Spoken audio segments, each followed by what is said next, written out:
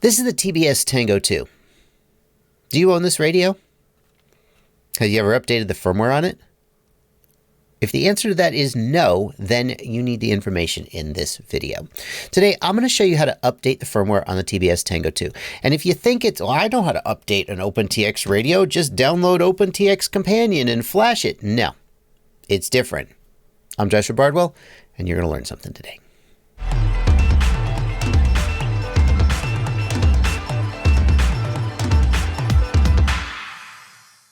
The first thing you need to know about updating the firmware on the TBS Tango 2 is it does not use OpenTX Companion like every other OpenTX radio you might ever have owned. If this is your first radio, bear with me for a second.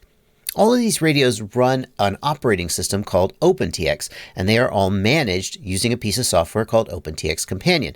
OpenTX Companion can flash new firmware. It can download and back up your models and settings. It can transfer your models and settings like when you get a new radio or if you get a second radio. The Tango 2 doesn't do any of that, which is surprising because it does run an operating system that is based on OpenTX. It runs FreedomTX. But the way that you update the firmware on this radio is like all other TBS devices through TBS Agent X. Now, if you haven't already installed TBS Agent X, there's a link in the video description to the TBS website where you can download and install it. You should go ahead and do that now. The next thing you're going to do is turn on your Tango 2. Welcome to Tango 2. Throttle warning. And if you get any kind of warnings or errors, just hit the exit key until you get to this screen. After that, we're going to plug in USB to the bottom of the radio, and the radio is going to pop up a prompt asking you to pick between these three options: USB joystick, USB agent, and USB storage. And in this case, we're going to choose USB agent and click the jog wheel. Now, when we plugged in the radio, you should also have seen that two new things popped up in TBS Agent. We've got the Tango 2 and the Tango 2 XF, or Crossfire. And these are showing up as separate entities because you can update the firmware on the Tango 2, that is sort of the operating system firmware, separately from the firmware on the internal Crossfire module. And it's a good idea when you update the firmware on one to go ahead and update the firmware on the other two, just because why not? You're already plugged into your computer, you may as well. So the first thing I'll do is I'll go to TBS Tango 2 and click Manage, and you'll see here we're currently on firmware 1.16. We'll click the firmware button, and we can see that there is, in fact, a newer version. Now, you may see newer firmware versions, or you may not see the firmware versions that I've got. Anytime you're working with TBS Agent X, I recommend that you go up here in this menu up in the upper right, and you enable the option Include Beta Firmware. And then after you enable that option, you hit Reload Product Firmware. TBS, they take forever to call their beta firmware official. And a lot of people just run their beta firmware. Every so often there will be a bug, but for the most part, it's relative. They test it really thoroughly before they even call it a beta. So many people just enable the include beta firmware and install betas. And it's really your call whether you want to do that. But if you don't see the same firmware as I do, that's no. Like, look, firmware 101 is official. And every single firmware they've released since December 2019, over a year ago, is marked as a beta. You wouldn't see any of that if you were not showing. So turn on Show Beta Firmware. And then I'm just going to go and hit Update. And after I do that, I then have to hit this Update button to start the update. The screen on the radio will change to show this icon indicating that the firmware update is happening. About halfway through the update, it is going to reboot the device, and the screen is going to say, please update Crossfire. At this point, we need to back out and update the Crossfire module as well. Notice that when I back out, the Tango 2 is gone, and we've got TBS Crossfire Micro TX in bootloader mode. So we're going to hit Manage and Firmware, and we're going to also update the firmware on the Crossfire Micro TX, again to the latest. Okay, so now we're on the latest version of OpenTX, and we have updated the Tango 2 Crossfire module to the latest Crossfire firmware. And you can verify that if you're not sure. Look, firmware 121 and 405. And if we go in and hit Manage and Firmware, we can just see that it is, in fact, on the latest. But we're not done yet. The next thing we need to do is get the SD card contents. Every time you update OpenTX, you need to update the SD card contents as well. If you don't, you'll get this warning when you power up. Expected version 12V00028. That is saying that the SD card contents version does not match the OpenTX version. Here's how to fix that. If we go to the TBS Tango 2 product page on the TBS website and scroll down to the bottom, there is a link to the SD card contents. And notice that there's 3 different sets of SD card contents. One for FreedomTX 1.0, one from FreedomTX 1.1, and one for FreedomTX 1.2. We are on FreedomTX 1.2, so we're going to click to download that content. That's going to come down as a zip file, and when I open that zip file, there's going to be this folder in it. Here's what you need to do with that folder. I'm going to unplug the USB and plug it back in. And this time I'm going to select USB storage. Instead of, in the past we've selected USB agent. When I select USB storage, the TBS agent will connect to the computer basically as an SD card reader.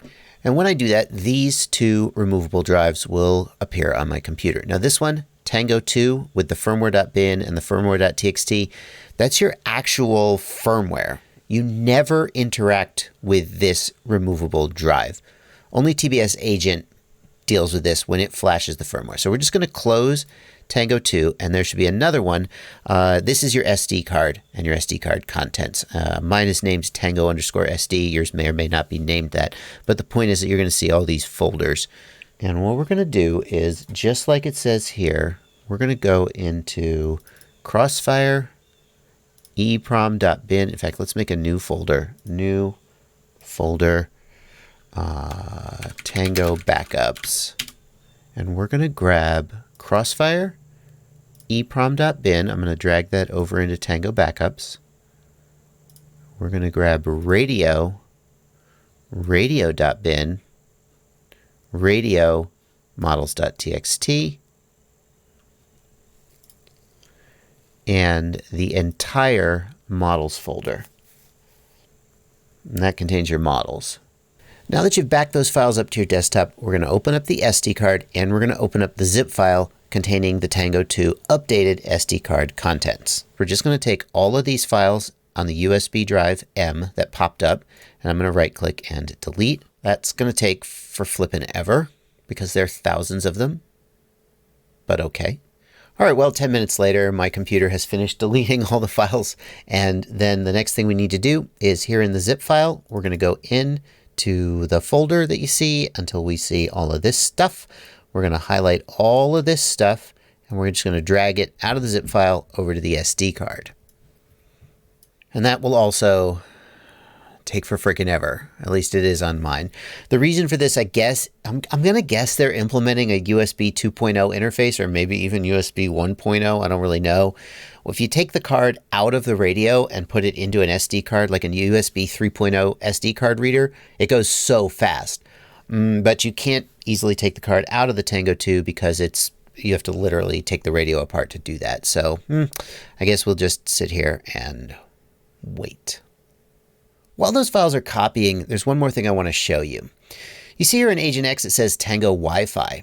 The TBS Tango 2 has a Wi-Fi adapter built into it. And in fact, most modern TBS stuff does.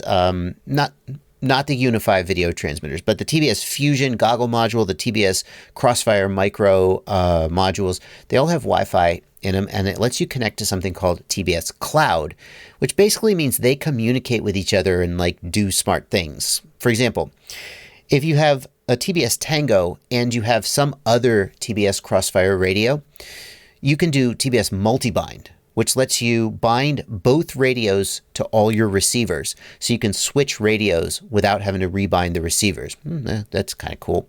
You can also do a feature with Fusion and Unify and Crossfire, where when you change channels on the TBS Fusion, your Unify automatically changes channels with you. Oh, so if you're interested in getting Tango Wi-Fi and TBS Cloud working, I've got another video tutorial I made about getting TBS Multibind working. But it's basically what you need to do to get TBS Cloud working. And I suggest that you think about doing that as well. You'll need to update the firmware on the Tango Wi-Fi. It's not through TBS Agent X, though. There's another way. It's in that video. That's not something we're going to tackle here. That's something that's covered in another video, since not everybody's going to want to take advantage of it. One last thing. After you've finished copying the new SD card contents over to the SD card, you're going to want to go to your backups folder that you made and drag the models folder onto the SD card. And if it asks you to replace files or whatever, just say replace the files. That'll restore your models.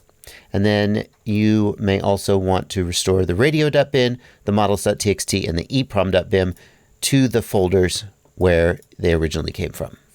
That's going to do it for this video. If you are interested in more Crossfire tutorials, I have links down in the video description to a few other tutorials that I've made, and I hope you'll go check those out. That's going to do it for this video, though. Thank you so much for watching. Happy flying. What are you doing in here? The least you could do is subscribe or join my Patreon or, like, just here's another video I picked out for you. Jeez.